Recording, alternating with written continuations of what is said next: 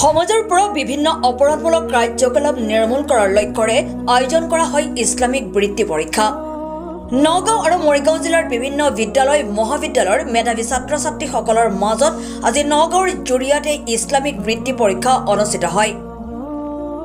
নগাঁৱৰ জৰিয়াৰ কাৱৈমাৰীস্থিত আল কুৰাণ একাডেমীত অনুষ্ঠিত হয় ইছলামিক বৃত্তি পৰীক্ষা, য'ত নগাঁও আৰু মৰিগাঁও জিলাৰ বিভিন্ন বিদ্যালয় মহাবিদ্যালয়ৰ 120 গৰাকী মেধাৱী ছাত্ৰ ছাত্ৰীয়ে অংশগ্ৰহণ কৰে। এ আৰু বি গ্ৰুপ দুটা বিভাগত পৰীক্ষাত অৱতীৰ্ণ হোৱা উক্ত বৃত্তি পৰীক্ষা বিশেষভাৱে স্থান লাভ কৰা ছাত্ৰ ছাত্ৰীসকলক পুৰস্কৃত কৰা হ'ব। আজি পৰীক্ষা দিছা, কেনেকুৱা হৈছে পৰীক্ষা? আলহামদুলিল্লাহ ভালে হৈছে। এনে স্কুলীয়া লিখাপঢ়া কিমানলৈকে কৰিছা? আজি ইয়াত ইছলামিক বৃত্তি পৰীক্ষা দিছা।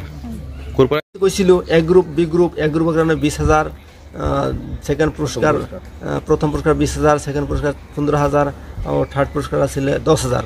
আৰু বি গ্ৰুপ যে আছিলে 5 ক্লাছৰ পৰা 8 ক্লাছলৈকে 100ৰ কাৰণে 10,000 প্ৰথম পুৰস্কাৰ, ছেকেণ্ড পুৰস্কাৰ আছিলে 7,500 আৰু তৃতীয় পুৰস্কাৰ আছিলে 5,000। যোৱা বছৰ আৰু কম আছিলে, এই বছৰ আমি অলপ বেছি কৰিছোঁ।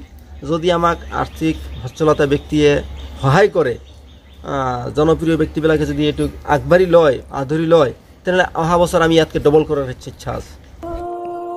ভিডিঅ' জাৰ্নেলিষ্ট মৃণালৰ সহযোগত নগাঁৱৰ পৰা বিভূতি বৰাৰ ৰিপৰ্ট, সুহানা লাইভ।